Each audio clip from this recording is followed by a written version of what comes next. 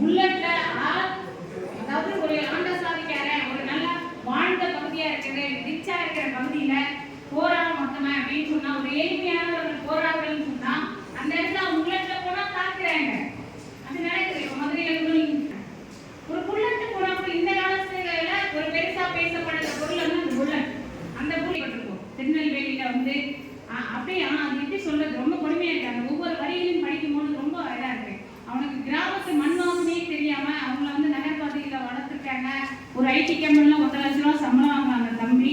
2 பேரும் சக தோழர்களா இருந்திருக்காங்க, பழகிருக்காங்க. ஆனா அவன் முகத்துல மிளகாத்தூளை தூவி அவனை சாப்பிட்டுருக்காங்க. இன்னும் எங்க இங்க இருக்கு ஜாதி ஒழிஞ்சிச்சு ஒழியிலேயே. சமத்துவங்கிறோம், சகோதரத்துவம்னு சொல்றோம், சமத்துவ ஆட்சின்னு சொல்றோம். ஆனா இன்னும் எங்க நடந்துச்சு தானே இருக்கு. லாக்அப் டெத் நடக்குது. அது எப்படி நடக்குது? அதுவும் ஒரு வகையான சாதிய கொடுமை தான். அதுவும் ஒரு வகையான தீண்டாமை கொடுமை தான்.